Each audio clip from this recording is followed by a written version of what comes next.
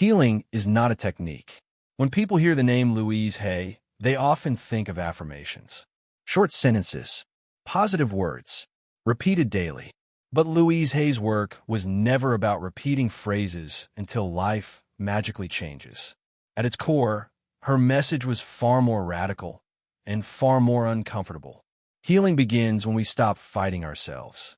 This talk explores Louise Hay not as a motivational figure, but as a guide to emotional reconciliation, especially for those who feel exhausted by constant self-improvement. Louise Hay's core insight, the inner relationship.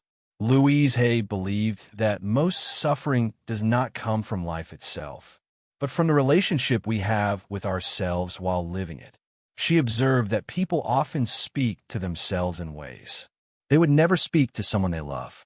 Healing, in her view, starts here, not with fixing behavior, but with changing the inner tone. Before affirmations become words, they are an attitude of gentleness. Without that gentleness, affirmations become pressure. Illness is a messenger, not a punishment. One of Louise Hay's most misunderstood ideas is the connection between emotions and physical symptoms.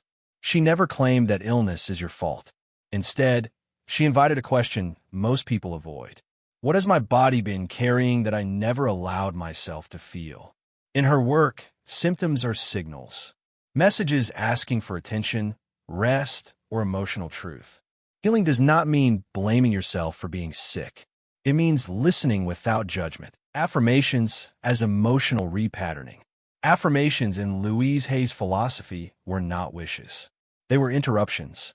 Interruptions to automatic self-criticism, old emotional reflexes, internalized voices from the past. An affirmation works not because it is true, but because it creates a pause. And in that pause, the nervous system softens. Healing happens in moments of softness, not intensity. Forgiveness as nervous system release. Louise Hay often said, "Forgiveness is for you, not for them." But forgiveness in her work was never moral or forced. It was physiological. Holding resentment keeps the body alert, guarded, contracted. Forgiveness, when it happens naturally, signals safety. Louise Hay encouraged forgiveness not to excuse harm, but to free the body from prolonged survival mode. Healing is not forgetting. It is letting the body rest, reparenting the inner child. One of Louise Hay's most enduring contributions was her emphasis on inner child healing.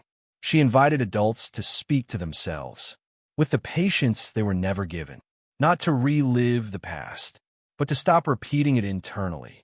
Healing occurs when the inner voice changes from, "What's wrong with you? I'm here with you." That shift alone can transform how the nervous system responds to life. Healing is a daily relationship, not a breakthrough. Louise Hay never promised instant transformation. She spoke about healing as a relationship you practice daily. How you speak to yourself in moments of failure. How you rest when tired. How you allow emotions without labeling them as weakness. There is no finish line. Healing is not becoming perfect. It is becoming kinder. The real legacy of Louise Hay. Louise Hay's legacy is not affirmations written on mirrors. It is permission.